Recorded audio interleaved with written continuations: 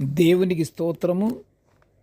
అనుదిన వాక్య ధ్యానమునకై ఈరోజు 2026 సంవత్సరము మే నెల 8వ తారీఖు. ఈరోజు ధ్యాన వాక్యము పరిశుద్ధ గ్రంథము నుండి యోహాను సువార్త 15వ అధ్యాయము 11వ వచనాన్ని మనం ధ్యానించుకుందాము. ప్రియ దేవుని బిడ్డలారా, వాక్య ధ్యానమునకై సిద్ధపడి ఉన్న మీ అందరికీ క్రీస్తు ప్రభు ప్రశస్త నామములో మీకు శుభములు దీవెనలు కలుగునుగాక. మనము వాక్యాన్ని నిత్యము ధ్యానించుకుంటున్నాము. మనం ధ్యానించేటప్పుడు ఏకాగ్రతతో మనము ధ్యానించుకుంటూ శుద్ధ హృదయం కలిగి మనం ఉండి మనము మన దేవుని మహిమపరుచుకుందాము. దేవుని ఆశీర్వాదాలు మన ఎడల తప్పకుండా మనకుంటాయి. వాక్యము చదువుకుందాం. ధ్యాన వాక్యము ఏమిటాయి అంటే యోహాను సువార్త 15వ అధ్యాయము 11వ వచనము. మీ యందు నా సంతోషము ఉండవలెననియు మీ సంతోషము పరిపూర్ణము కావాలననియు ఈ సంగతులు మీతో చెప్పుచున్నాను. ఎన్ని సంగతులు? ఇక్కడ యోహాను సువార్తలో దేవుడు పలికించినటువంటి మాటలు 2. నా సంతోషము మీ యందు ఉండాలి, మీ సంతోషము పరిపూర్ణము కావాలి. ఇది దేవుడు కోరుకునేది ఎప్పుడు సంతోషమే. ప్రియ దేవుని బిడ్డలారా, ఈరోజు ధ్యాన వాక్యము మనుషుల జీవితాలు సంతోషముతో పరిపూర్ణంగా ఉండాలని ఆశిస్తున్న దేవుని కోరిక గురించి మనం ఇప్పుడు ధ్యానించుకుంటున్నాము. ప్రస్తుత కాలంలో ప్రజలు ఆనందాన్ని కోల్పోయి విచార జీవితాలు గడుపుతున్నట్లుగా మనం చూస్తున్నాము.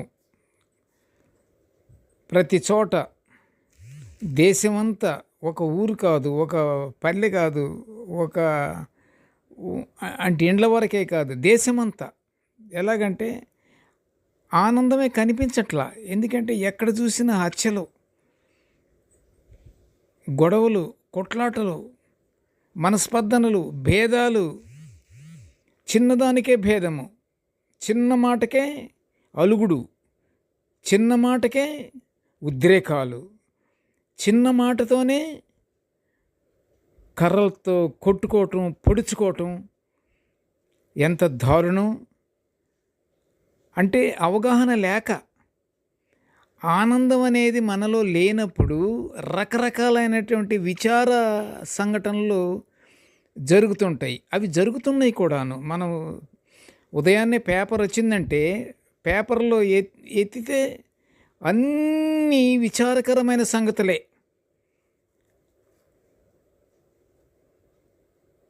కుటుంబ పరంగాను, బంధువుల పరంగాను, స్నేహితుల పరంగాను, ప్రతి చోట ప్రతి మనుషుల యందును విచారకరమైన సంగతులు జరుగుతున్నాయి. ప్రియ దేవుని బిడ్డలారా, హృదయ రహస్యములెరింగిన మన ప్రభువు ఈరోజు ధ్యానవాక్యములోని మాటలను పలుకుతున్నాడు. ఏమని? మీ యందు నా సంతోషము ఉండవలను, మీ సంతోషము పరిపూర్ణము కావాలను అని మీతో చెప్పుచున్నాను అంటున్నాడు. ప్రియ దేవుని బిడ్డలారా, అయితే మీ యందు నా సంతోషము ఉండాలి అంటున్నాడు కనుక, దేవుని సంతోషం అంటే అది అరమరికలు లేని సంతోషము, పరిపూర్ణము కావాలంటున్నాడు. ఇంకనూ ఏమంటున్నాడు? నేను మిమ్మును ప్రేమించిన ప్రకారము మీరు ఒకరినొకడు ప్రేమించాలన్నదే నా ఆజ్ఞ. ప్రియ దేవుని బిడ్డలారా, ఎంత చక్కని మాట!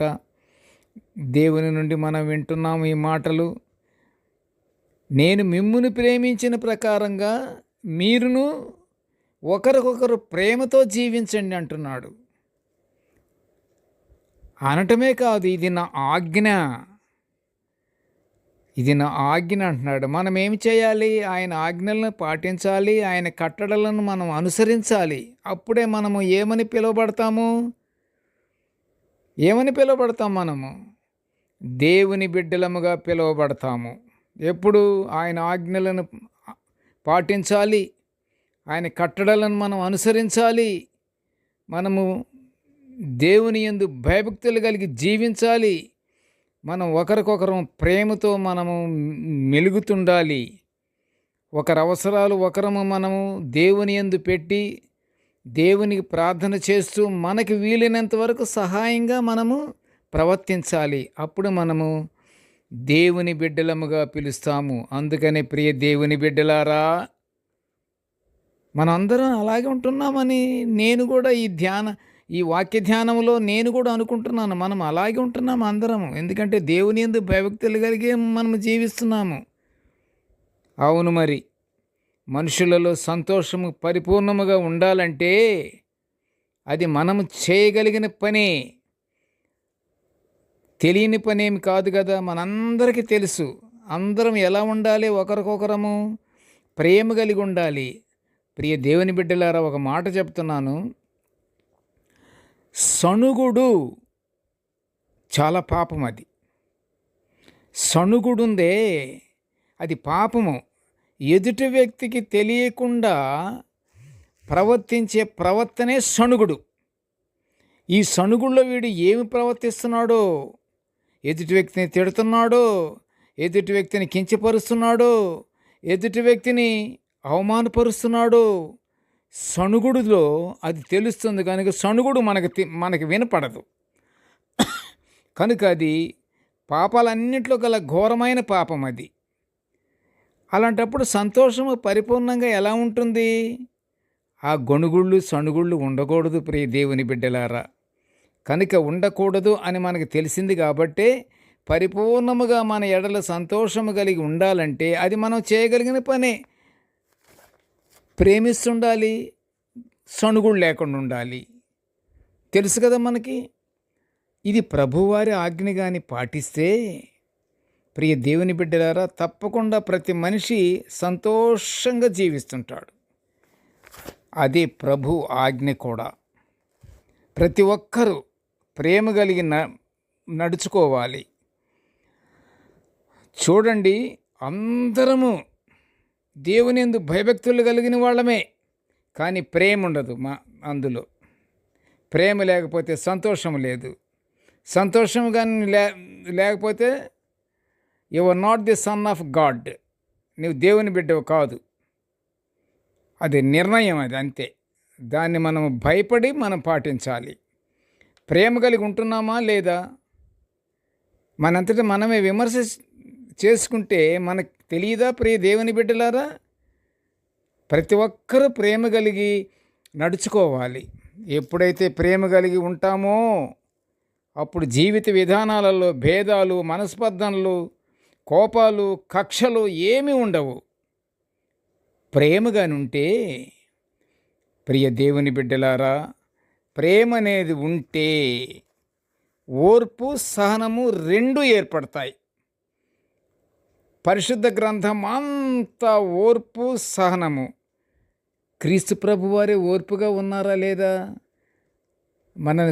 మనల్ని సృష్టించిన యేసయ్యే ఓర్పు కలిగి ఉన్నాడు. అసలు ఒక్కసారి ఆలోచించండి. అసలు మీరు మనకి దేవుని నుండి అనేక రకాలైనటువంటి ఆశీర్వాదాలు కలగాలి అంటే ఎలాగా? నీలో ఓర్పు ఉన్నదా? నీలో సహనం ఉన్నదా? నీలో ప్రేమ అనే రెండక్షరాలు ఉన్నాయా? ఆలోచించుకోండి. ప్రేమ, సహనము రెండు ఏర్పడినప్పుడు అది చాలా మంచిది. అది ప్రేమగా ఉంటే అన్నిటినీ సహిస్తుంది, ఓర్పుని కలుగజేస్తుంది, సహనాన్ని నిర్మిస్తుంది మనలో. అప్పుడు మనుషులలోనూ కుటుంబాలలోనూ ప్రశాంతత ఏర్పడుతుంది. ప్రశాంతత లేదు మా కుటుంబంలో, ప్రశాంతత లేదు మన కుటుంబంలో అంటుంటాము. ప్రశ్నేసుకున్నామా మనము? ప్రేమ కలిగి ఉంటున్నామా? ఓర్పు కలిగి ఉంటున్నామా? సహనము కలిగి ఉంటున్నామా? ఈ ప్రశ్నేసుకుంటే మా ఇంట్లో ప్రశాంతతే లేదు అనేది రాదిక. ప్రశాంతత నిత్యము ఉంటుంది, ఎల్లవేళలా ఉంటుంది, ప్రశాంతత ఉంటుంది. ఇది మన చేతిలో పనే. ఓర్పు అనేది మన చేతిలో పనే, సహనం అనేది మన చేతిలో పనే, ప్రేమ కలిగి ఉండటం మందే. మరి 3 పక్కన పెట్టి నీకు ప్రశాంతత కావాలంటే ఎలా వస్తుంది నాన్న? వస్తుందమ్మా? రాదు. అప్పుడు మనుషులలోనూ కుటుంబాల్లోనూ ప్రశాంతత ఏర్పడుతుంది నువ్వు కానీ ఇలా ప్రవర్తిస్తే. మనుషులందరూ సంతోషంగా జీవించాలన్నదే దేవుని యొక్క కోరిక. ఆ కోరికను మనం నెరవేర్చాలి. దేవునిని మహిమపరచగల వారం అవుతాము ప్రేమ కలిగి ఉంటే. ప్రభువు ఆజ్ఞ ప్రేమ కలిగి ఉండుటను తప్పకుండా పాటిస్తే దేవుని సంతోషము మనలో ఏర్పడి మన సంతోషాన్ని ప్రభువు మన యందు పరిపూర్ణము చేసి మనలను ఆనందింపచేస్తాడు. ప్రియ దేవుని బిడ్డలారా, ఆ ప్రకారంగా మనము తక్షణమే వాయిదా వేయకుండా ఎప్పటికప్పుడే జరిగిన దాని గురించి చింతించొద్దంటాడు. ఆ చింత యావత్తు నా మీద వేయమంటున్నాడు కదా. జరిగిందంతా నేను ఇలా ప్రవర్తిస్తున్నాను అని చింతించే కంటే ఆ చింత ప్రభు మీద వేయాలి. ఫ్రెష్గా జీవించాలి. ఇప్పుడు ఆనందంగా ఉండాలి, సహనము కలిగి ఉండాలి, ఓర్పు కలిగి ఉండాలి, ప్రేమ కలిగి ఉండాలి. ప్రార్థన చేసుకుందాము. కృపగల తండ్రి, జీవముగల నాయనా, నీకు స్తోత్రములు. ప్రభువా, నీ దివ్యమైన వాక్యాలను మేము నిత్యము ధ్యానించుకుంటున్న ఈ భాగ్యాన్ని మాకు అనుగ్రహించినందులకు నీకు ఘనమైన స్తోత్రములు తండ్రి. కృపగల నాయనా, నేటి ధ్యాన వాక్యమును వినుచున్న ప్రతి బిడ్డను ఆశీర్వదించయ్యా. ప్రతి బిడ్డలో దేవా నీ ఓర్పును, సహనాన్ని, ప్రేమని నిర్మించమని నేను అడుగుతున్నాను తండ్రి. నీకు స్తోత్రములు తండ్రి. నిర్మించు నాయన.